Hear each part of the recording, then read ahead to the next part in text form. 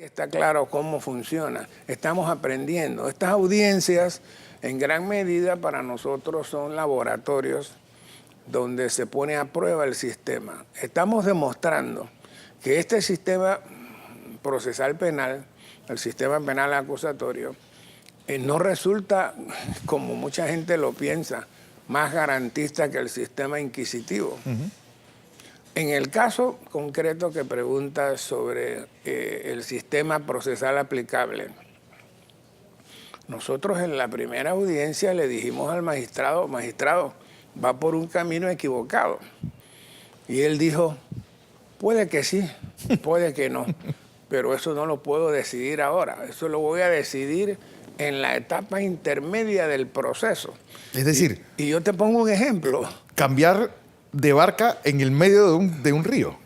Y cuidado que peor, yo te pongo un ejemplo. O sea, es como que tú me digas que tú quieres ir al Darién. Ajá. Y primero voy a Divisa. Y yo veo que tú tomas tu automóvil y vas camino a Chiriquí. Cuando vas por Capira, yo te digo, oye, Fernando, vas por un camino equivocado. Dice, no, cuando llegue a Chiriquí y tú me no digas, me da cuenta. cuando yo llego a Chiriquí, es que yo voy a decidir si yo venía por el camino equivocado o no. ¡Qué absurdo! Y es que lo absurdo de esa tesis lo reconocen muchos juristas panameños y juristas colombianos que saben y que reconocen que las nulidades procesales hay que resolverlas en el momento. Claro. ¿Para qué dejarlas para después?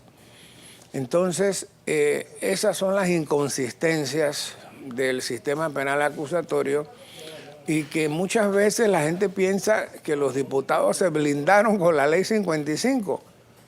Se pusieron una camisa de fuerza. Se pusieron la soga en el cuello. ¿Por qué? Porque es que esta ley 55, que reforma el Código Procesal Penal en materia de investigación de diputados, que es el mismo sistema para investigar al presidente de la República. Lo de los 3 meses, 2 meses más, un mes más. Y el mismo sistema establece cosas tan absurdas como que, por ejemplo, la resolución mediante la cual se admite o se rechaza una querella o una denuncia, la firman todos los magistrados de la Corte. ¿Qué significa eso? Que ¿Esto qué significa? Que no hay recurso de reconsideración, no hay apelación, porque por encima de la Corte Suprema no hay ningún tribunal, y de acuerdo al artículo 207 de la Constitución no caben amparos ni recursos de inconstitucionalidad. En otras palabras, es una decisión que, aunque sea de lo más absurda, no está sujeta a ningún recurso. Lo que sí parece, y ahora que lo aprovecha usted, el que parece estar por más allá del bien y del mal es el Tribunal Electoral, que lo del magistrado Pinilla se formó un peloteo en el gobierno y al final es la Corte la que decide. Es que yo tampoco puedo tomar muchas cartas en este asunto y dejemos la fiesta en paz. Es que tenemos una Corte, desde un principio yo lo he dicho, lamentablemente que actúa a empujones y según el viento, cómo sopla el viento. Y lamentablemente esa es la justicia que tenemos en el país, una justicia totalmente mediatizada por algunos medios de comunicación social y por algunos factores de poder ajenos al derecho. Esto parece los tiempos de la Unión Soviética, donde las cosas se sabían en el Pravda antes de los propios ministerios. Bueno, es muy lamentable que esto ocurra en un sistema democrático, en un sistema de derecho, porque eso desnaturaliza la justicia, desprestigia la justicia, eso no enaltece. Mire, el caso del magistrado Mejía y del magistrado Ortega, ellos, estrictamente hablando, no podrían ser ni juez de garantías ni fiscal. ¿Por qué? Porque ya ellos adoptaron decisiones como miembros del Pleno en esta causa. Sin embargo, el magistrado Mejía pudo haberse declarado impedido. Exacto. Y no lo hizo. Y usted me dirá, bueno, si él no se declaró impedido, ¿usted por qué no lo recusó? Por una sencilla razón, Fernando. Porque la ley procesal dice que en la etapa de investigación no caben las recusaciones. Así que tenemos que aguantarnos a un juez de garantías que no resulta ser ni juez de garantías.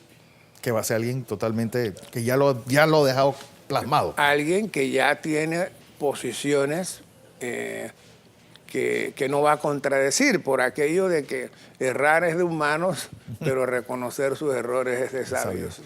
Oiga, estamos nosotros ya pagando el peaje de 25 años de una justicia politizada, mediatizada, que ya no le cabe un remendo más en este momento, con una corte donde a la larga lo del magistrado Benavides puede ser, pues, que la corte caiga como un castillo de naipes, porque en esto del magistrado Benavides le pega de carambola al magistrado Mejía, el que sigue en el alistado es el magistrado Ayú, cada vez se oyen más cosas contra el magistrado Díaz, es decir...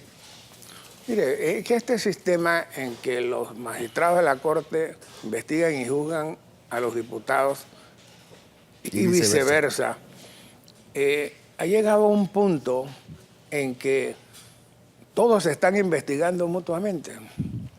¿Cuál alcanza el propósito primero? Ese es el que va a prevalecer. Lamentablemente la Corte siempre ha cedido ante el poder político. Claro, es el más débil de los tres poderes. Es el más débil de los tres poderes y siento que al final puede ser que todos los magistrados de la Corte sean investigados, juzgados y condenados por los diputados, pero que la Corte no logre hacer lo mismo con los diputados. Pero ese es el país que tenemos, claro. Esa es la justicia que tenemos. Muy lamentable, por cierto. ¿Qué esta audiencia de control que pidió hoy el magistrado Oiden Ortega, para qué tema exactamente? El magistrado llevó a cabo diligencias en el PAN y en el registro público. Y él quiere someterlas pues al control del magistrado de las garantías. Y nosotros podemos hacer las objeciones que tengamos al respecto.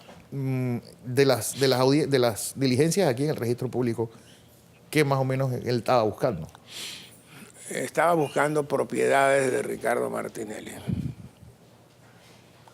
Certificaciones que acreditara que tenía en el registro público inscrito como propiedades inmuebles o sociedades anónimas. ¿Y en el PAN?